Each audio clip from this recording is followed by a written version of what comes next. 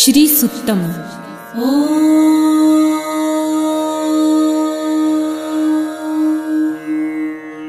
हिरण्यवर्णां हरिणीं सुवर्णरजतस्रजां चन्द्रां हिरण्मयीं लक्ष्मीं जातवेदो महावः ताम आवह जातवेदो लक्ष्मीमनपगामिनीं यस्यां हिरण्यं विन्देयं गामश्वं पुरुषानहम् अश्वपूर्वां रथमध्यां हस्तिनादप्रबोधिनीं श्रियं देवीमुपह्वये श्रीर्मा देवी जुषतां कासोस्मितां हिरण्यप्राकाराम् आर्द्रां ज्वलन्तीं तृप्तां तर्पयन्तीं पद्मे स्थितां पद्मवर्णां तामिहोपह्वये श्रियं चन्द्रां प्रभासां यशसा ज्वलन्तीं श्रियं लोके देवजुष्टामुदारां तां पद्मिनीं शरणमहं प्रपद्ये लक्ष्मीर्मे नश्यतां त्वां गृणे आदित्यवर्णे तपसोऽधिजातो वनस्पतिस्तव वृक्षोऽथ बिल्वः तस्य फलानि तपसानुदन्तु मायान्तरायाश्च बाह्या अलक्ष्मीः उपैतु मां देवसखः कीर्तिश्च मणिना सह प्रादुर्भूतो सुराष्ट्रेऽस्मिन् कीर्तिमृद्धिं ददातु मे शुत्वपासामलां ज्येष्ठाम् अलक्ष्मीं नाशयाम्यहम् अभूतिं समृद्धिं च सर्वानिर्णुद मे गृहात् गन्धद्वारां दुराधर्षां नित्यपुष्टां करिषिणीम् ईश्वरीं सर्वभूतानां तामिहोपह्वये श्रियम् मनसः काममाकुतिं वाचः सत्यमशीमहि पशूनां रूपमन्नस्य मयि श्रेयतां यशः कर्दमे प्रजाभूता मयि सम्भव कर्दम श्रियं वासय मे कुले मातरं पद्ममालिनीम् आपसृजन्तु सिग्धानि चिक्लितवस मे गृहे निज देवीं मातरं श्रियं वासय मे कुले आर्द्रां पुष्करिणीं पुष्टिपिङ्गलां पद्ममालिनीं चन्द्रां हिरण्मयीं लक्ष्मीं जातवेदो महावः आर्द्रां यकरिणीं यष्टिं सुवर्णां हेममालिनीं सूर्यां हिरण्मयीं लक्ष्मी जातवेदो महावः ताम आवह जातवेदो लक्ष्मीमनपगामिनीं यस्यां हिरण्यं प्रभुतं गावो दासोऽश्वान् विन्देयं पुरुषानहम् यः शुचिः प्रयतो भूत्वा जिहुयादाजमन्वहम्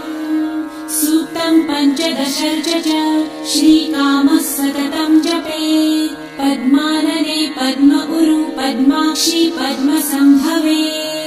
तन्मे भजसि पद्मक्षी येन सौख्यं लभाम्यहम् अश्वदायै गोदायै धनदायै महाधने धनं मे लभतां देवी सर्वकामाश्च देहि मे पद्मानने पद्मविपत्रे पद्मप्रिये पद्मदलायताक्षी विश्वप्रिये विष्णुमनोनुकूले त्वत्पादपद्मं मयि सन्निधस्त्वम् पुत्रपौत्रं धनं धान्यं हस्ताश्वादिगवेरथम् प्रजानां भवसि माता आयुष्मन्तं करोतु मे धनमग्निर्धनं वायुर्धनं सूर्यो धनं वसु धनमिन्द्रो बृहस्पतिर्वरुणं धनमस्तु मे वैनतेय सोमं पिबतु वृतः सोमं धनस्य सोमिनो मह्यं ददातु सोमिनः न क्रोधो न च मात्सर्य न लोभो नाशुभामतिः भवन्ति कृतपुण्यानां भक्तानां श्रीसूक्तं जपेत् सरसिजनिलये सरोजहस्ते धवलतरां सुखगन्धमाल्यशोभे भगवती हरिवल्लभे मनोज्ञे त्रिभुवनभूतिकरी प्रसीद मह्यम्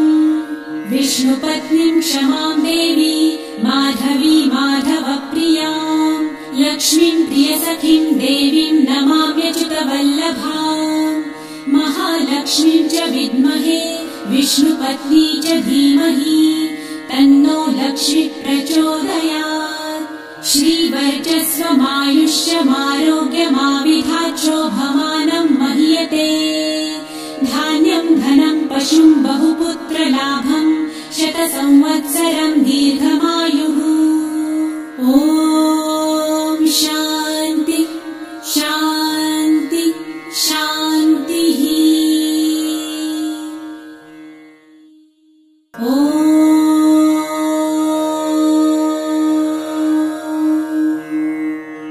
हिरण्यवर्णां हरिणीं सुवर्णरजतस्रजां चन्द्रां हिरण्मयीं लक्ष्मीं जातवेदो महावह ताम आवह जातवेदो लक्ष्मीमनपगामिनीं यस्यां हिरण्यं विन्देयं गामश्वं पुरुषानहम् अश्वपूर्वां रथमध्यां हस्तिनादप्रबोधिनीं श्रियं देवीमुपह्वये श्रीर्मा देवी जुषताम् कासोऽस्मितां हिरण्यप्राकाराम् आर्द्रां ज्वलन्तीं तृप्तां तर्पयन्तीं पद्मे स्थितां पद्मवर्णां तामिहोपह्वये श्रियम् चन्द्रां प्रभासां यशसा ज्वलन्तीं श्रियं लोके देवजुष्टामुदाराम् तां पद्मिनीं शरणमहं प्रपद्ये लक्ष्मीर्मे नश्यतां त्वां वृणे आदित्यवर्णे तपसोऽधिजातो वनस्पतिस्तव वृक्षोऽथ बिल्वः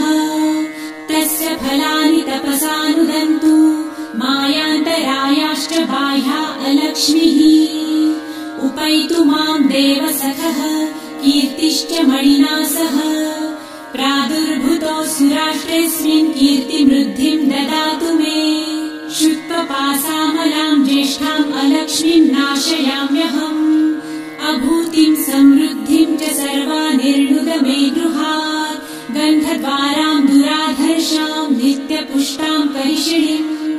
ईश्वरीं सर्वभूतानां तामिहोपह्वये श्रियम् मनसः काममाकुतिं वाचः सत्यमशीमहि पशूनां रूपमन्नस्य मयि श्रेयतां यशः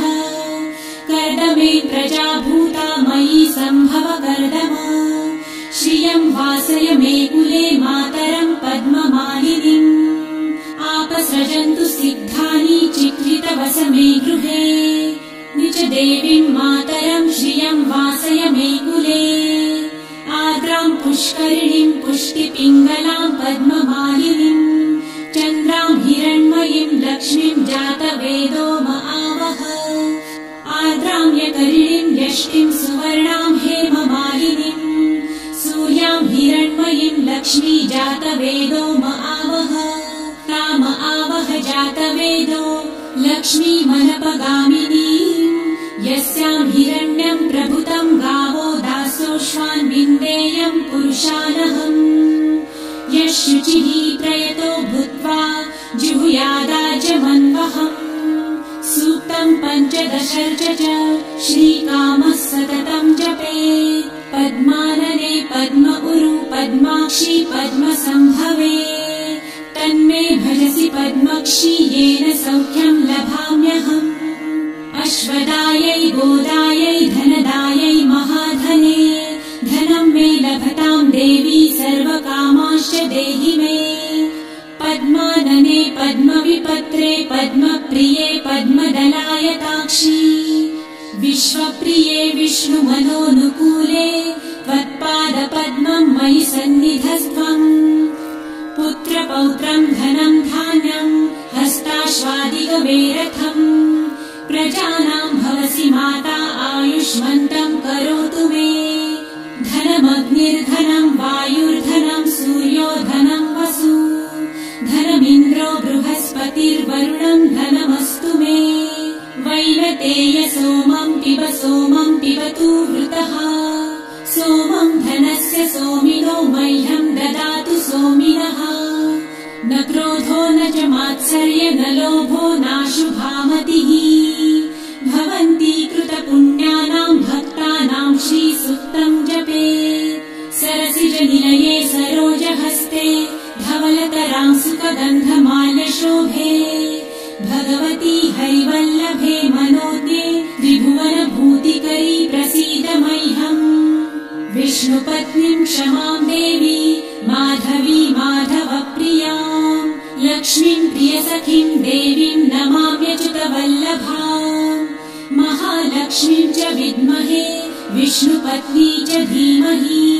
तन्नो लक्ष्मी प्रचोदयात्। श्रीवर्चस्वमायुष्यमारोग्यमाविधाच्छोभमानं महीयते धान्यं धनं पशुं बहुपुत्रलाभं शतसंवत्सरं दीर्घमायुः। ॐ शान्ति शान्ति शान्तिः।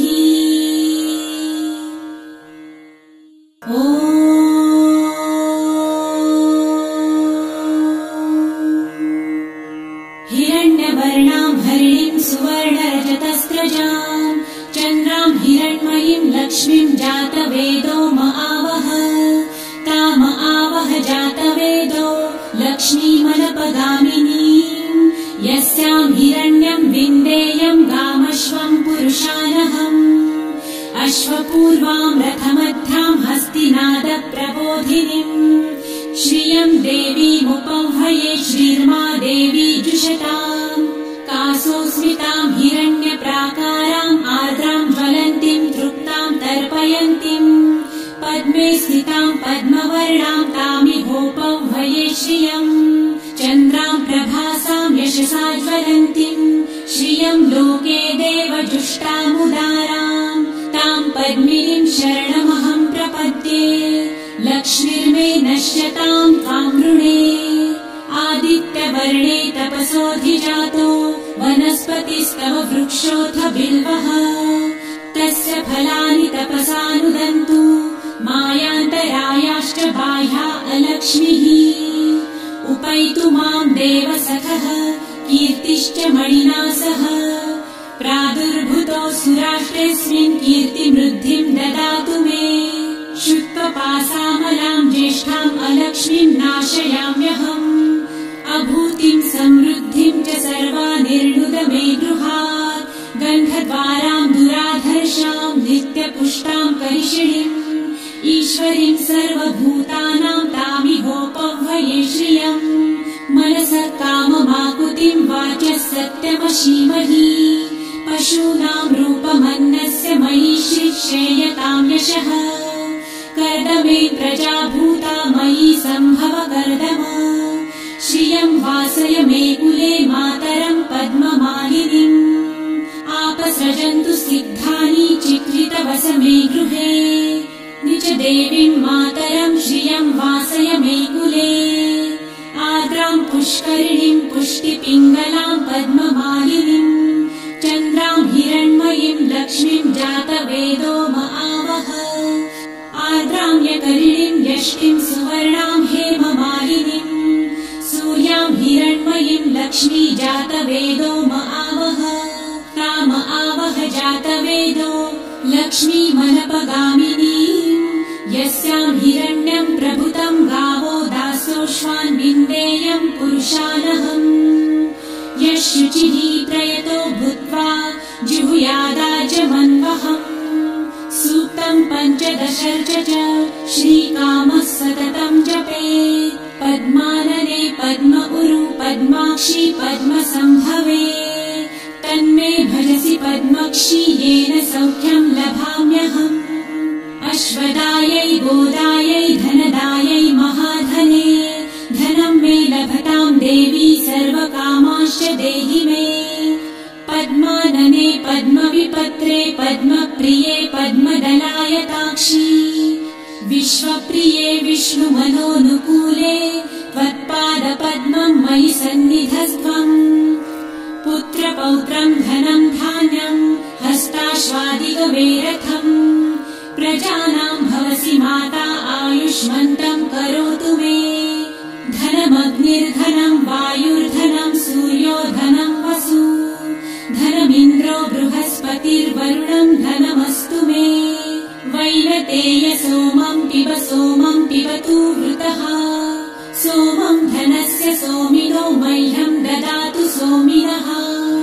न क्रोधो न च मात्सर्य न लोभो नाशुभामतिः भवन्ति कृतपुण्यानां भक्तानां श्रीसूक्तं जपेत् सरसिजनिलये सरोज हस्ते धवलतरां सुखगन्धमाल्यशोभे भगवती हरिवल्लभे मनोज्ञे त्रिभुवनभूतिकरी प्रसीद मह्यम् विष्णुपत्नीं क्षमां देवी माधवी माधवप्रियां लक्ष्मीं प्रियसखीं देवीं नमाम्यच्युतवल्लभाम् महालक्ष्मीं च विद्महे विष्णुपत्नी च धीमहि तन्नो लक्ष्मी प्रचोदयात् श्रीवर्चस्वमायुष्यमारोग्यमाविधाच्छोभमानं महीयते धान्यं धनं पशुं बहुपुत्रलाभं शतसंवत्सरं दीर्घमायुः ॐ शान्ति शान्ति शान्तिः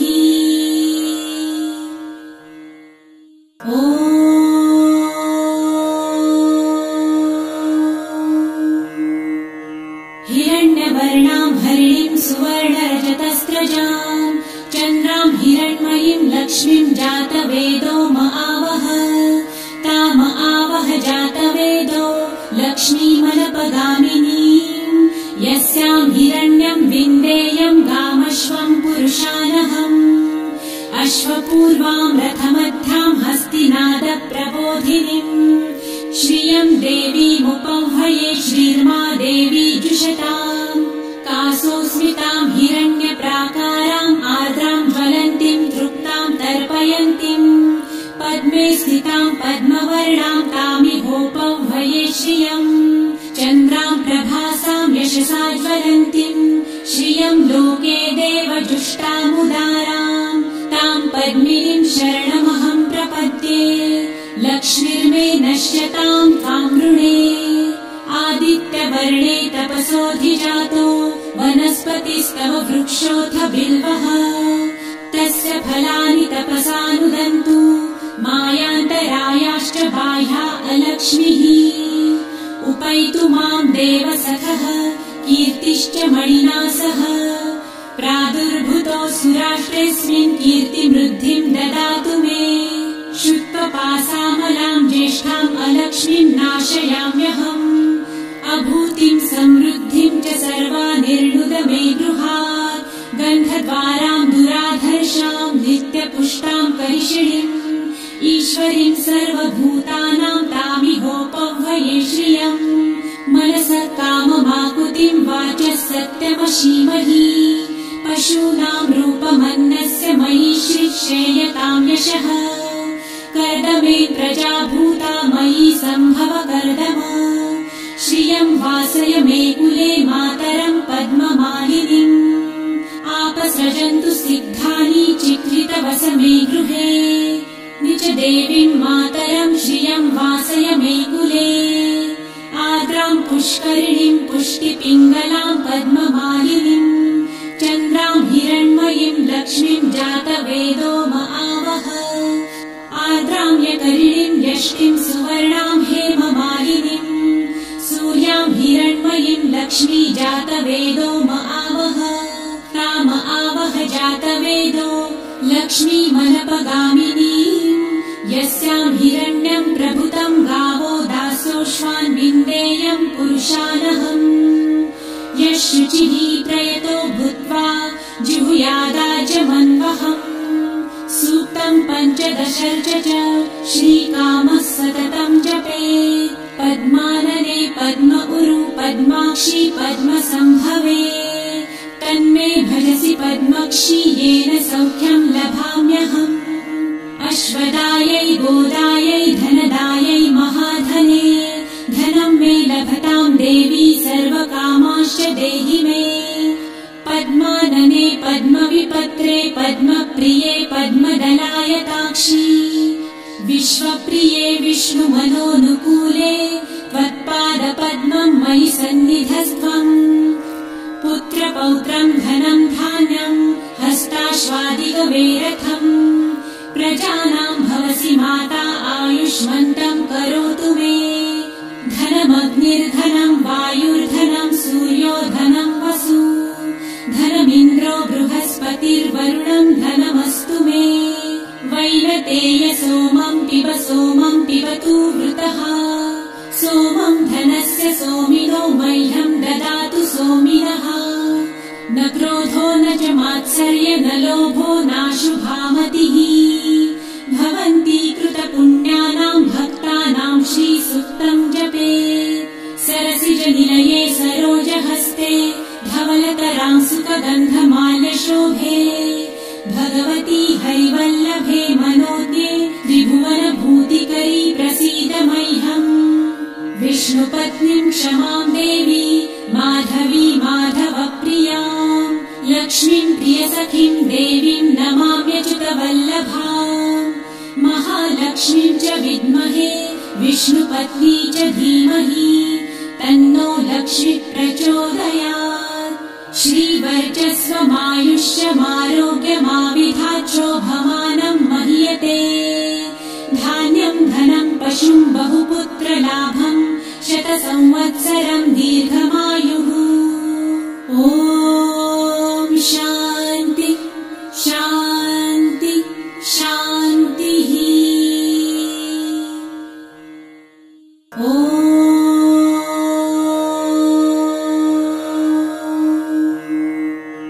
हिरण्यवर्णां हरिणीं सुवर्णरजतस्रजां चन्द्रां हिरण्मयीं लक्ष्मीं जातवेदो महावः। ताम आवह जातवेदो लक्ष्मीमनपगामिनीं। यस्यां हिरण्यं विन्देयं गामश्वं पुरुषानहम्। अश्वपूर्वां रथमध्यां हस्तिनादप्रबोधिनीं। श्रियं देवीमुपह्वये श्रीर्मा देवी जुषताम्। कासोऽस्मितां हिरण्यप्राकाराम् आर्द्रां ज्वलन्तीं तृप्तां तर्पयन्तीं। पद्मे स्थितां पद्मवर्णां तामिहोपह्वये श्रियम्। चन्द्रां प्रभासां यशसा ज्वलन्तीं श्रियं लोके देवजुष्टामुदारां। तां पद्मिनीं शरणमहं प्रपद्ये। लक्ष्मीर्मे नश्यतां त्वां वृणे। आदित्यवर्णे तपसोऽधिजातो वनस्पतिस्तव वृक्षोऽथ बिल्वः। तस्य फलानि तपसानुदन्तु मायान्तरायाश्च बाह्या अलक्ष्मीः। उपैतु मां देवसखः कीर्तिश्च मणिना सह। प्रादुर्भूतो सुराष्ट्रेऽस्मिन् कीर्तिमृद्धिं ददातु मे। शुत्वपासामलां ज्येष्ठाम् अलक्ष्मीं नाशयाम्यहम्। अभूतिं समृद्धिं च सर्वानिर्णुद मे गृहात्। गन्धद्वारां दुराधर्षां नित्यपुष्टां करिषिणीम्। ईश्वरीं सर्वभूतानां तामिहोपह्वये श्रियम्। मनसः काममाकुतिं वाचः सत्यमशीमहि। पशूनां रूपमन्नस्य मयि श्रेयतां यशः। कर्दमे प्रजाभूता मयि सम्भव कर्दम। श्रियं वासय मे कुले मातरं पद्ममालिनीम्। आपसृजन्तु सिद्धानि चिक्लितवस मे गृहे। निज देवीं मातरं श्रियं वासय मे कुले। आर्द्रां पुष्करिणीं पुष्टिपिङ्गलां पद्ममालिनीम्। चन्द्रां हिरण्मयीं लक्ष्मीं जातवेदो महावः। आर्द्रां यकरिणीं यष्टिं सुवर्णां हेममालिनीम्। सूर्यां हिरण्मयीं लक्ष्मी जातवेदो महावः। ताम आवह जातवेदो लक्ष्मीमनपगामिनीम्। यस्यां हिरण्यं प्रभुतं गावो दासोऽश्वान् विन्देयं पुरुषानहम्।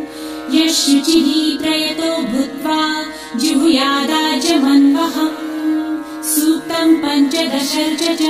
श्रीकामः सततं जपेत्। पद्मानने पद्म उरु पद्माक्षी पद्मसम्भवे। तन्मे भजसि पद्मक्षी येन सौख्यं लभाम्यहम्। अश्वदायै गोदायै धनदायै महाधने। धनं मे लभतां देवी सर्वकामाश्च देहि मे। पद्मानने पद्मविपत्रे पद्मप्रिये पद्मदलायताक्षी। विश्वप्रिये विष्णुमनोनुकूले त्वत्पादपद्मं मयि सन्निधस्त्वम्। पुत्रपौत्रं धनं धान्यं हस्ताश्वादिगवेरथम्।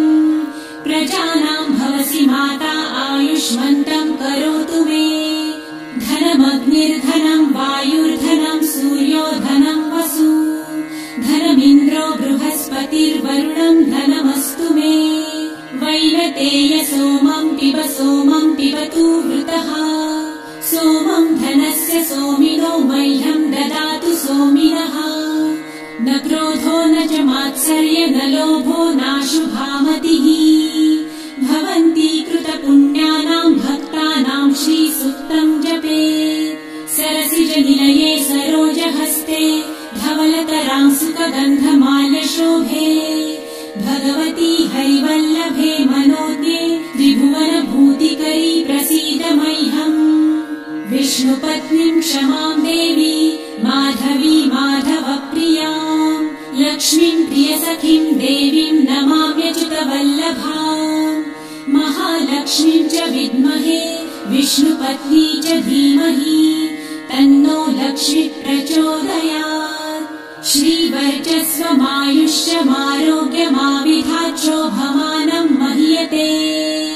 धान्यं धनं पशुं बहुपुत्रलाभं शतसंवत्सरं दीर्घमायुः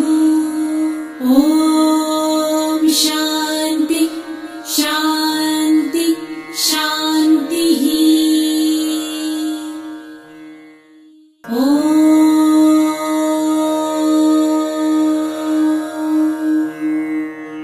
हिरण्यवर्णां हरिणीं सुवर्णरजतस्रजां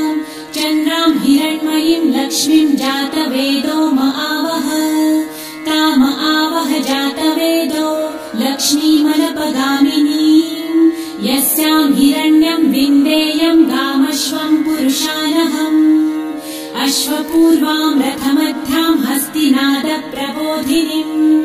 श्रियं देवीमुपह्वये श्रीर्मा देवी जुषताम् कासोऽस्मितां हिरण्यप्राकाराम् आर्द्रां ज्वलन्तीं तृप्तां तर्पयन्तीं पद्मे स्थितां पद्मवर्णां तामिहोपह्वये श्रियं चन्द्रां प्रभासां यशसा ज्वलन्तीं श्रियं लोके देवजुष्टामुदारां तां पद्मिनीं शरणमहं प्रपद्ये लक्ष्मीर्मे नश्यतां त्वां वृणे आदित्यवर्णे तपसोऽधिजातो वनस्पतिस्तव वृक्षोऽथ बिल्वः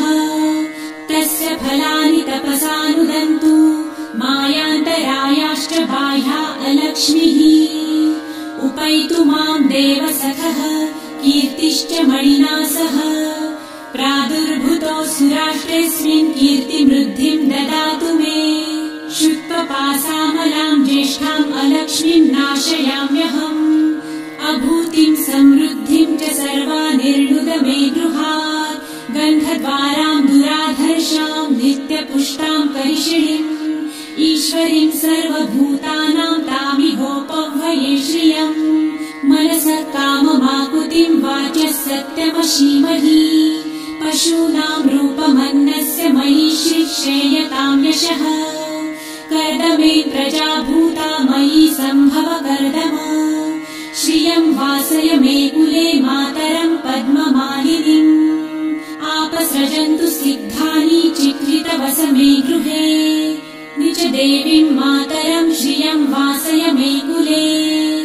आर्द्रां पुष्करिणीं पुष्टिपिङ्गलां पद्ममालिनीम् चन्द्रां हिरण्मयीं लक्ष्मीं जातवेदो आवह आर्द्रां यकरिणीं यष्टिं सुवर्णां हेममालिनीम् सूर्यां हिरण्मयीं लक्ष्मी जातवेदो आवह ताम आवह जातवेदो लक्ष्मीमनपगामिनीम् यस्यां हिरण्यं प्रभुतं गावो दासोऽश्वान् विन्देयं पुरुषानहम् यः शुचिः प्रयतो भूत्वा जिहुयादाजमन्वहम् सूक्तं पञ्चदशर्च च श्रीकामः सततं जपेत् पद्मानने पद्म उरु पद्माक्षी पद्मसम्भवे तन्मे भजसि पद्मक्षी येन सौख्यं लभाम्यहम् अश्वदायै गोदायै धनदायै महाधने धनं मे लभतां देवी सर्वकामांश्च देहि मे पद्मानने पद्मविपत्रे पद्मप्रिये पद्मदलायताक्षी विश्वप्रिये विष्णुमनोनुकूले त्वत्पादपद्मं मयि सन्निधस्त्वम् पुत्रपौत्रं धनं धान्यं हस्ताश्वादिगवेरथम् प्रजानां भवसि माता आयुष्मन्तं करोतु मे धनमग्निर्धनं वायुर्धनं सूर्यो धनं वसु धनमिन्द्रो बृहस्पतिर्वरुणं धनमस्तु मे वैनतेय सोमं पिबतु वृतः सोमं धनस्य सोमिनो मह्यं ददातु सोमिनः न क्रोधो न च मात्सर्य न लोभो नाशुभामतिः भवन्ति कृतपुण्यानां भक्तानां श्रीसूक्तं जपे सरसिजनिलये सरोजहस्ते धवलतरां सुखगन्धमाल्यशोभे भगवती हरिवल्लभे मनोज्ञे त्रिभुवनभूतिकरी प्रसीद मह्यम् विष्णुपत्नीं क्षमां देवी माधवी माधवप्रियां लक्ष्मीं प्रियसखीं देवीं नमाम्यच्युतवल्लभाम् महालक्ष्मीं च विद्महे विष्णुपत्नी च धीमहि तन्नो लक्ष्मी प्रचोदयात् श्रीवर्चस्वमायुष्यमारोग्यमाविधाच्छोभमानं महीयते धान्यं धनं पशुं बहुपुत्रलाभं शतसंवत्सरं दीर्घमायुः ॐ शान्ति शान्ति शान्तिः ॐ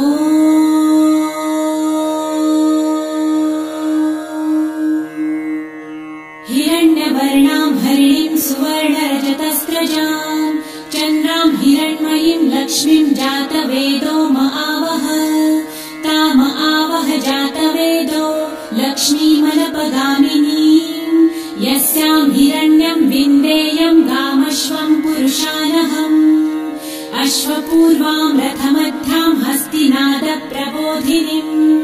श्रियं देवीमुपह्वये श्रीर्मा देवी जुषताम् कासोऽस्मितां हिरण्यप्राकाराम् आर्द्रां ज्वलन्तीं तृप्तां तर्पयन्तीं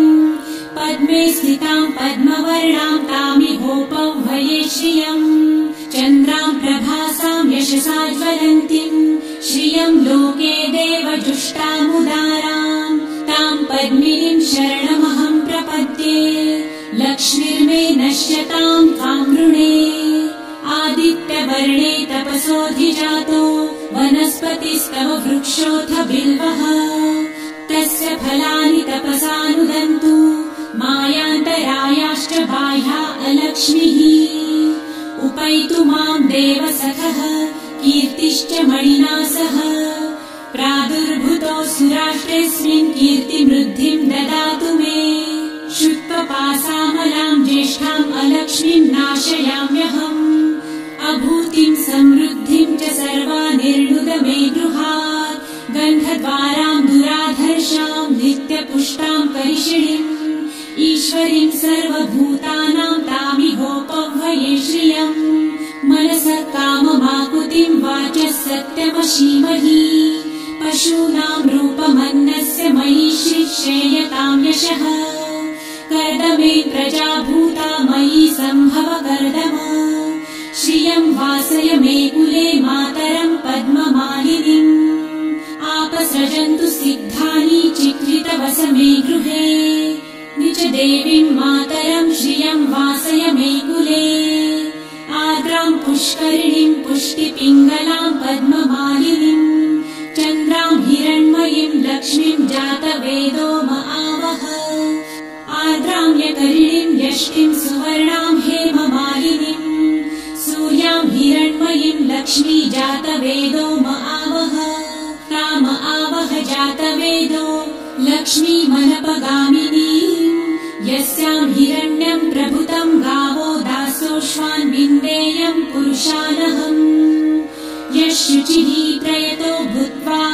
जुहुयादाजमन्वहम् सूक्तं पञ्चदशर्च च श्रीकामः सततं जपेत् पद्मानने पद्म उरु पद्माक्षी पद्मसम्भवे तन्मे भजसि पद्मक्षी येन सौख्यं लभाम्यहम् अश्वदायै गोदायै धनदायै महाधने धनं मे लभतां देवी सर्वकामांश्च देहि मे पद्मानने पद्मविपत्रे पद्मप्रिये पद्मदलायताक्षी विश्वप्रिये विष्णुमनोनुकूले त्वत्पादपद्मं मयि सन्निधस्त्वम् पुत्रपौत्रं धनं धान्यं हस्ताश्वादिगवेरथम्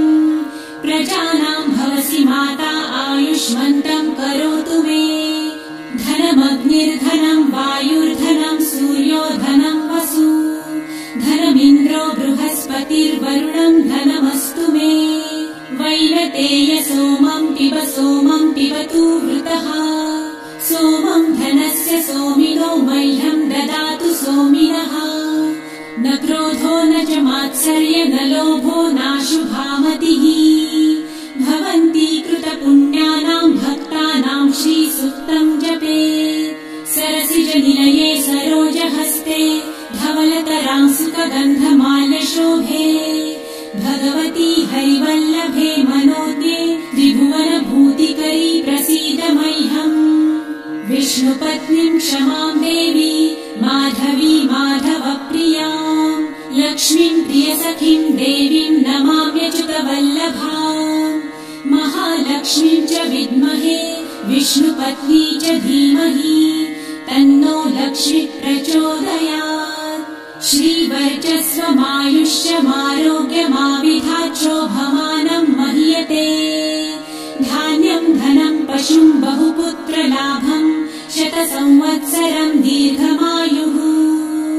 ॐ शान्ति शान्ति शान्तिः ॐ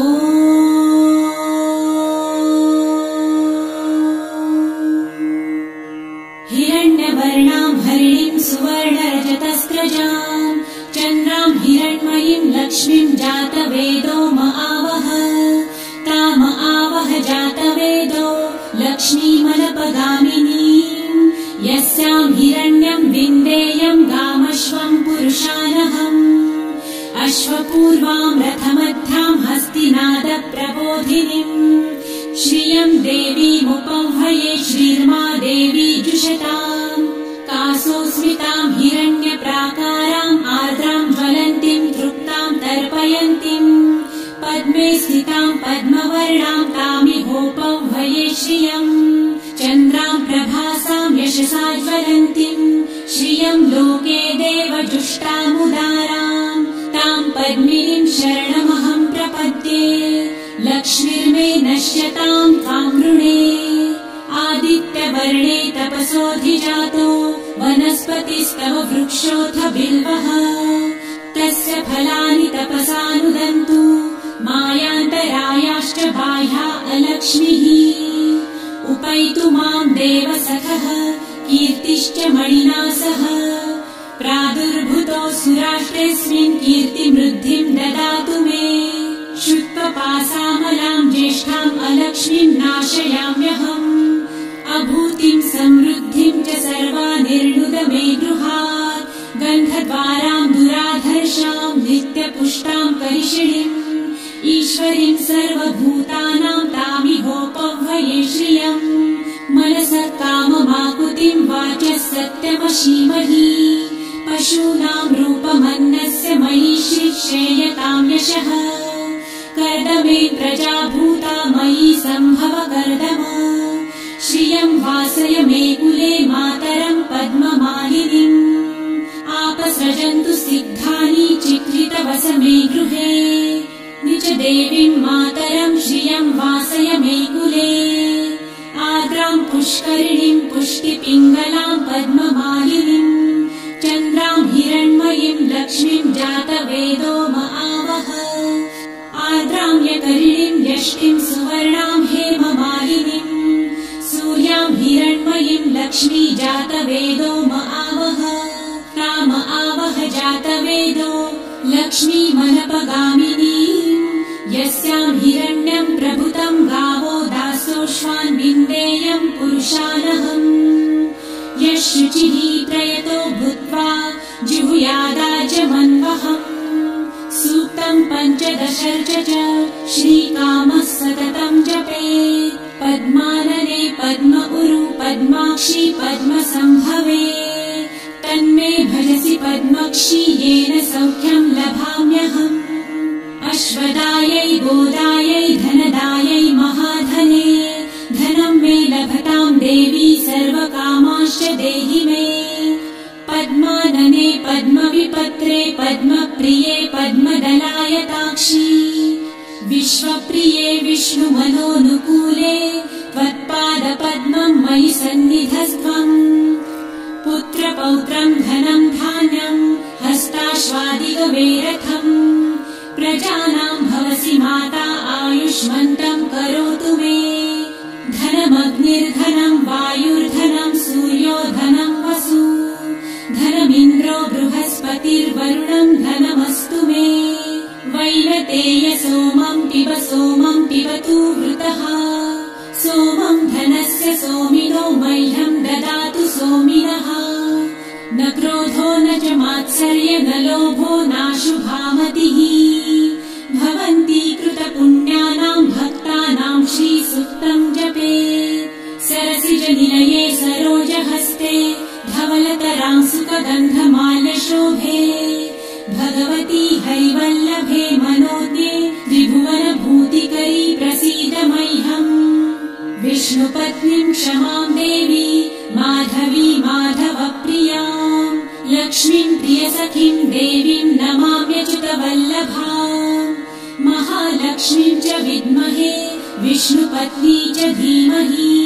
तन्नो लक्ष्मी प्रचोदयात् श्रीवर्चस्वमायुष्यमारोग्यमाविधाचोभमानम् महीयते धान्यम् धनम् पशुम् बहुपुत्रलाभम् शतसंवत्सरम् दीर्घमायुः ॐ शान्ति शान्ति शान्तिः ॐ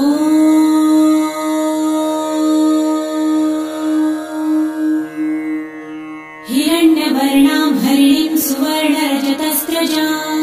चन्द्राम् हिरण्मयीम् लक्ष्मीम् जातवेदो महावह ताम आवह जातवेदो लक्ष्मीमनपगामिनीम् यस्याम् हिरण्यम् विन्देयम् गामश्वम् पुरुषानहम् अश्वपूर्वाम् रथमध्याम् हस्तिनादप्रबोधिनीम् श्रियम् देवीमुपह्वये श्रीर्मा देवी जुषताम् कासोऽस्मिताम् हिरण्यप्राकाराम् आर्द्राम् ज्वलन्तीम् तृप्ताम् तर्पयन्तीम् पद्मे स्थिताम् पद्मवर्णाम् तामिहोपह्वये श्रियम् चन्द्राम् प्रभासाम् यशसा ज्वलन्तीम् श्रियम् लोके देवजुष्टामुदाराम् ताम् पद्मिनीम् शरणमहम् प्रपद्ये लक्ष्मीर्मे नश्यताम् त्वाम् ऋणे आदित्यवर्णे तपसोऽधिजातो वनस्पतिस्तव वृक्षोऽथ बिल्वः तस्य फलानि तपसानुदन्तु मायान्तरायाश्च बाह्या अलक्ष्मीः उपैतु माम् देवसखः कीर्तिश्च मणिना सह प्रादुर्भूतो सुराष्ट्रेऽस्मिन् कीर्तिमृद्धिम् ददातु मे श्रुत्वपासामलाम् ज्येष्ठाम् अलक्ष्मीम् नाशयाम्यहम् अभूतिम् समृद्धिम् च सर्वानिर्णुद मे गृहात् गन्धद्वाराम् दुराधर्षाम् नित्यपुष्टाम् करिषिणीम् ईश्वरीम् सर्वभूतानाम् तामिहोपह्वये श्रियम् मनसः काममाकुतिम् वाचः सत्यमशीमहि पशूनाम् रूपमन्नस्य मयि श्रीक्षेयताम् यशः कर्दमे प्रजाभूता मयि सम्भव कर्दम श्रियम् वासय मे कुले मातरम् पद्ममालिनीम् आपसृजन्तु सिद्धानि चित्रितवस मे गृहे निच देवीम् मातरम् श्रियम् वासय मे कुले आर्द्राम् पुष्करिणीम् पुष्टिपिङ्गलाम् पद्ममालिनीम्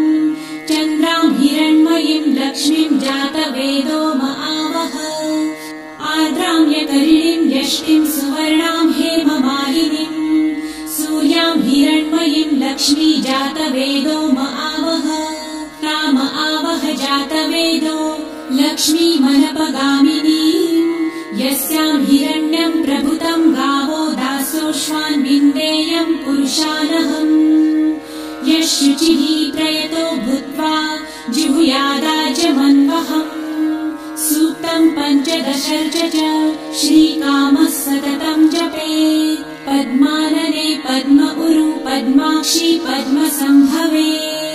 तन्मे भजसि पद्मक्षी येन सौख्यम् लभाम्यहम् अश्वदायै गोदायै धनदायै महाधने धनम् मे लभताम् देवी सर्वकामाश्च देहि मे पद्मानने पद्मविपत्रे पद्मप्रिये पद्मदलायताक्षी विश्वप्रिये विष्णुमनोनुकूले त्वत्पादपद्मम् मयि सन्निधस्त्वम् पुत्रपौत्रम् धनम् धान्यम् हस्ताश्वादिगवेरथम् प्रजानाम् भवसि माता आयुष्मन्तम् करोतु मे धनमग्निर्धनम् वायुर्धनम् सूर्यो धनम् वसु धनमिन्द्रो बृहस्पतिर्वरुणम् धनमस्तु मे वैनतेय सोमम् पिबतु वृतः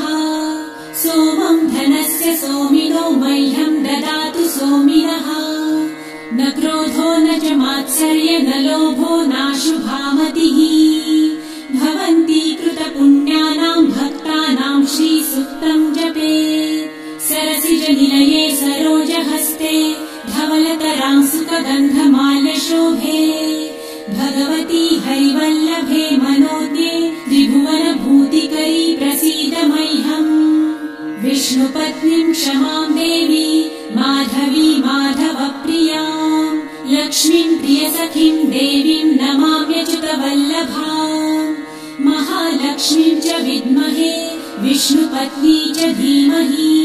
तन्नो लक्ष्मी प्रचोदयात् श्रीवर्चस्वमायुष्यमारोग्यमाविधाच्छोभमानम् महीयते धान्यम् धनम् पशुम् बहुपुत्रलाभम् शतसंवत्सरम् दीर्घमायुः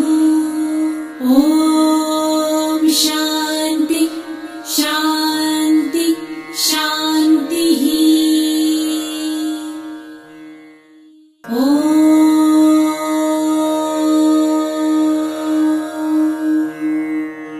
हिरण्यवर्णाम् हरिणीम् सुवर्णरजतस्रजाम् चन्द्राम् हिरण्मयीम् लक्ष्मीम् जातवेदो आवह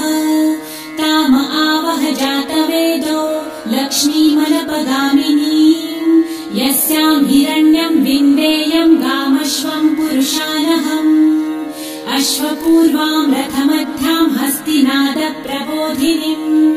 श्रियम् देवीमुपह्वये श्रीर्मा देवी जुषताम् कासोऽस्मिताम् हिरण्यप्राकाराम् आर्द्राम् ज्वलन्तीम् तृप्ताम् तर्पयन्तीम् पद्मे स्थिताम् पद्मवर्णाम् तामिहोपह्वये श्रियम् चन्द्राम् प्रभासाम् यशसा ज्वलन्तीम् श्रियम् लोके देवजुष्टामुदाराम् ताम् पद्मिनीम् शरणमहम् प्रपद्ये लक्ष्मीर्मे नश्यताम् त्वाम् वृणे आदित्यवर्णे तपसोऽधिजातो वनस्पतिस्तव वृक्षोऽथ बिल्वः तस्य फलानि तपसानुदन्तु मायान्तरायाश्च बाह्या अलक्ष्मीः उपैतु माम् देवसखः कीर्तिश्च मणिना सह प्रादुर्भूतो सुराष्ट्रेऽस्मिन् कीर्तिमृद्धिम् ददातु मे शुत्वपासामलाम् ज्येष्ठाम् अलक्ष्मीम् नाशयाम्यहम् अभूतिम् समृद्धिम् च सर्वानिर्णुद मे गृहात् गन्धद्वाराम् दुराधर्षाम् नित्यपुष्टाम् करिषिणीम् ईश्वरीम् सर्वभूतानाम् तामिहोपह्वये श्रियम् मनसः काममाकुतिम् वाचः सत्यमशीमहि पशूनाम् रूपमन्नस्य मयि श्रेयताम् यशः कर्दमे प्रजाभूता मयि सम्भव कर्दम श्रियम् वासय मे कुले मातरम् पद्ममालिनीम् आपसृजन्तु सिद्धानि चित्र वास मे गृहे निज देवीं मातरं श्रियं वासय मे कुले आर्द्रां पुष्करिणीं पुष्टिपिङ्गलां पद्ममालिनीं चन्द्रां हिरण्मयीं लक्ष्मीं जातवेदो म आवह आर्द्रां यकरिणीं यष्टिं सुवर्णां हेममालिनीं सूर्यां हिरण्मयीं लक्ष्मी जातवेदो म आवह ताम आवह जातवेदो लक्ष्मी मनपगामिनीं यस्यां हिरण्यं प्रभुतं गावो दासोऽश्वान् विन्देयं पुरुषानहम् यः शुचिः प्रयतो भूत्वा जिहुयादाजमन्वहम् सूक्तं पञ्चदशर्च च श्रीकामः सततं जपेत् पद्मानने पद्म उरु पद्माक्षी पद्मसम्भवे तन्मे भजसि पद्मक्षी येन सौख्यं लभाम्यहम् अश्वदायै गोदायै धनदायै महाधने धनं मे लभतां देवी सर्वकामांश्च देहि मे पद्मानने पद्मविपत्रे पद्मप्रिये पद्मदलायताक्षी विश्वप्रिये विष्णुमनोनुकूले त्वत्पादपद्मं मयि सन्निधस्त्वम् पुत्रपौत्रं धनं धान्यं हस्ताश्वादिगवेरथम् प्रजानां भवसि माता आयुष्मन्तं करोतु मे धनमग्निर्धनं वायुर्धनं सूर्यो धनं वसु धनमिन्द्रो बृहस्पतिर्वरुणं धनमस्तु मे वैनतेय सोमं पिबतु वृतः सोमं धनस्य सोमिनो मह्यं ददातु सोमिनः न क्रोधो न च मात्सर्य न लोभो नाशुभामतिः भवन्ति कृतपुण्यानां भक्तानां श्रीसूक्तं जपेत् सरसिजनिलये सरोजहस्ते धवलतरां सुखगन्धमाल्यशोभे भगवती हरिवल्लभे मनोज्ञे त्रिभुवनभूतिकरी प्रसीद मह्यम् विष्णुपत्नीं क्षमां देवी माधवी माधवप्रियां लक्ष्मीं प्रियसखीं देवीं नमाम्यच्युतवल्लभाम् महालक्ष्मीं च विद्महे विष्णुपत्नी च धीमहि तन्नो लक्ष्मी प्रचोदयात् श्रीवर्चस्वमायुष्यमारोग्यमाविधाच्छोभमानं महीयते धान्यं धनं पशुं बहुपुत्रलाभं शतसंवत्सरं दीर्घमायुः ॐ शान्ति शान्ति शान्तिः ॐ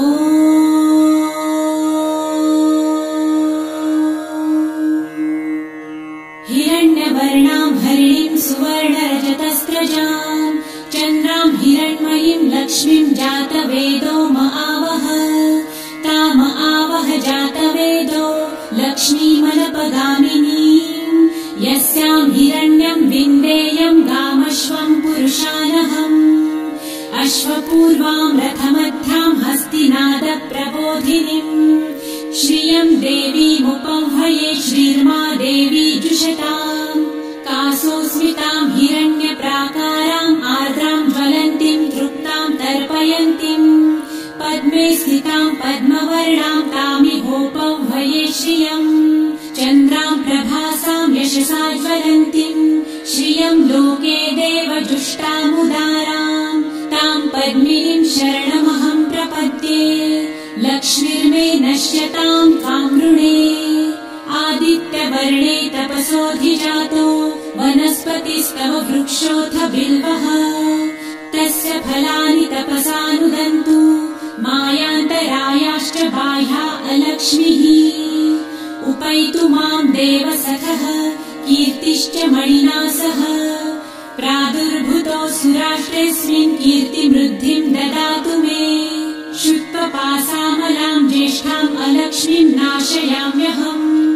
अभूतिं समृद्धिं च सर्वानिर्णुद मे गृहात् गन्धद्वारां दुराधर्षां नित्यपुष्टां करिषिणीम्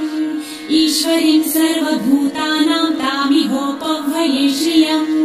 मनसः काममाकुतिं वाचः सत्यमशीमहि पशूनां रूपमन्नस्य मयि श्रेयतां यशः कर्दमे प्रजाभूता मयि सम्भव कर्दम श्रियं वासय मे कुले मातरं पद्ममालिनीम् आपसृजन्तु सिद्धानि चित्रितवस मे गृहे